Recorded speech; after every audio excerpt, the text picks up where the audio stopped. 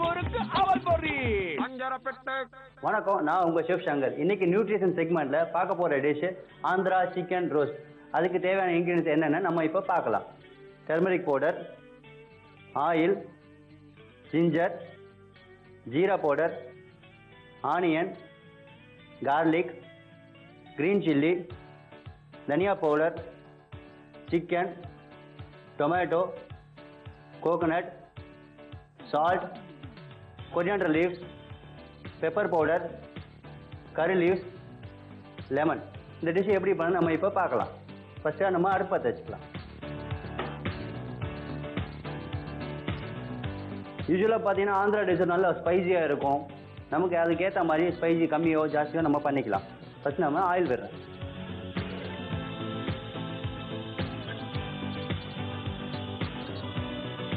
Okay, oil சூடாகிடுச்சு. நம்ம இப்போ கொஞ்சம் கருவேப்பிலை போடுறேன்.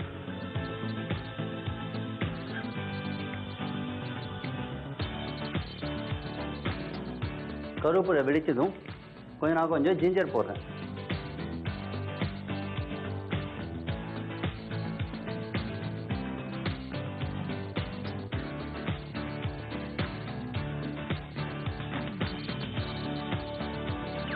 அடுத்து நான் கொஞ்சம் கார்லிக் போடுறேன்.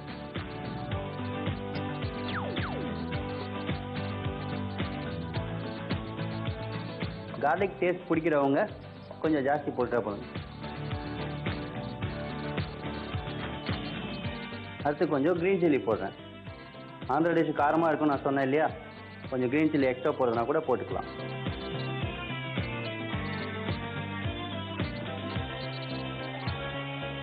இதெல்லாம் ஸ்லோ ஃபயரில் குக் பண்ணால் கோல்டன் ப்ரௌன் ஆகும். அடுத்து கொஞ்சம் நான் ஆனியன் போடுறேன்.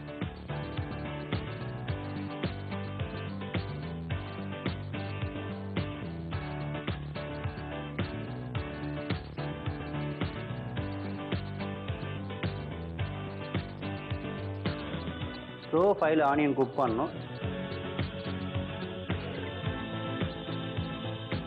அடுத்து கொஞ்சம் நான் ஜீரா போடுறேன்.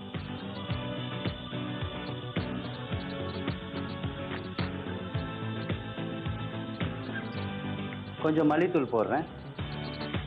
உங்கள் தேவைக்கு ஏற்ற மாதிரி போட்டுக்கலாம். கொஞ்சம் டர்மரிக் பவுடர்,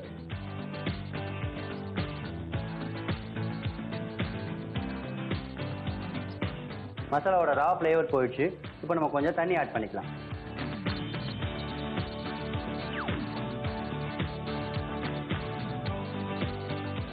நான் இப்போ கொஞ்சம் சால்ட் ஆட் பண்ணிக்கிறேன்.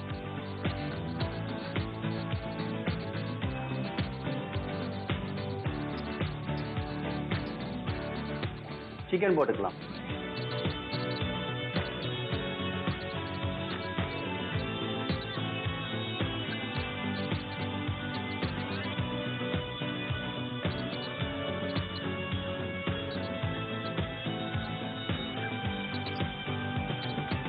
யூஸ்வலாக இந்த மாதிரி சிக்கனுக்கு நீங்கள் போன்லெஸ் போடலாம், இல்லை வித் போனாக போடுறீங்கன்னா லெக் பீஸ் போடலாம். இதெல்லாம் ரொம்ப நல்லா இருக்கும்.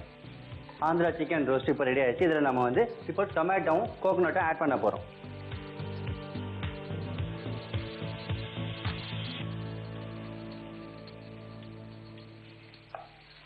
ஏன் நம்ம டொமேட்டோ கடைசியாக போடுறோன்னா, முதலே போட்டால் திக்காக கிரேவி மாதிரி ஆயிரும், ரோஸ்ட் மாதிரி இருக்காது. அதனால தான் கடைசியாக போடுறோம். அடுத்து நான் கோகோனட் ஆட் பண்ணுறேன்.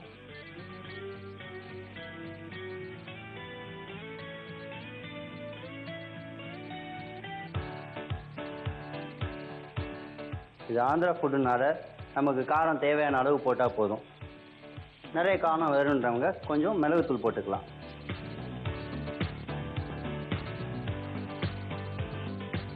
கொஞ்சம் கொத்தமல்லி போடுறேன் நான்.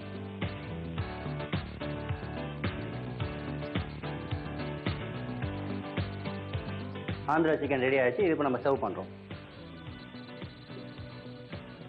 இது ட்ரையாக இருக்கனால பிரியாணிக்கு சைடிஷாக வச்சு சாப்பிட்லாம், இல்லை வேறு ஏதாவது கிரேவியோட சைடிஷாக வச்சு சாப்பிட்லாம்.